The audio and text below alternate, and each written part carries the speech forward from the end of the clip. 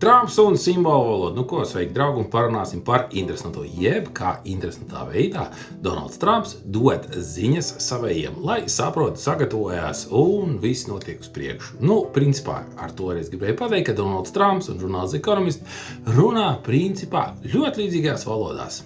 Ejam skatīties. Ja, tā izskatās 25. gada novembra žurnāla The Economist vāks simbols tornis.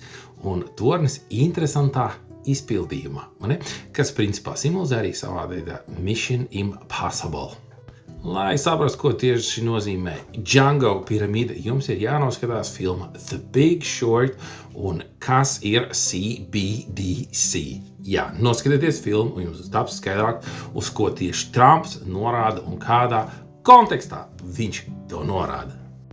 Šeit mēs redzam, ka The Economist pēdējo reizi kaut ko līdzīgu publicēja, un tas bija saistīts ar Brexit, tātad norobežošanos un robežu uzlikšanu, un kad noteikti finanšu sistēma, protams, arī sabruka, ne? Jā, un ar šo te mums ir jāsaprot, ka šajā aptumsuma laikā, kas bija martā, bija lielie notikumi, kas pasaulē ieslēdza recesiju. Protams, kā mēs redzam šajā te žurnāla vāciņā, izskatās, ka vēl būs 3 pīķiši, kas ies uz augšu, bet jebkurā gadījumā, tie, kas spēlē biržās un šorto un bulo un vēl kaut ko dara, tie vēl varēs, paspēlēties. Bet kopumā, jā, ekonomika iet uz leju un uz lielo restartu. Trumpam tajā pašā dienā bija vēl viens posts, kur viņš bija kā, līdzīgs kā Jēzus Kristus, un augšā bija, Statue of Freedom, blakus eņģeļi, karavīri un tā tālāk, kas kaut ko glābi. Un tagad mēs skatāmies, ko mēs līdzīgi ieraudzīsim žurnālā The Economist un ko tad viņi glābs.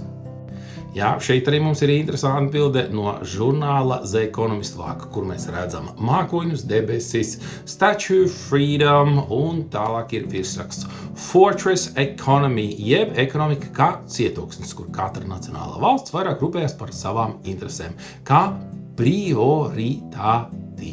Nu ko, cerams, ka šīs interesantās nianses visur pasaulē nākamajās vēlēšanās ienesīs spēcīgas izmaiņas, tieši tā arī būs. Nu ko, liekam laikus, komentējam tā tālāk, ja gribat atnākt uz astroloģisko konsultāciju, jo žurnāls The Economist ir astroloģiskais žurnāls, sūtiet savus dzimšanas datus, jo priekšā ir interesanti notikumi, krīzes un tā tālāk. Tā kā tiekamies konsultācijā. Čau!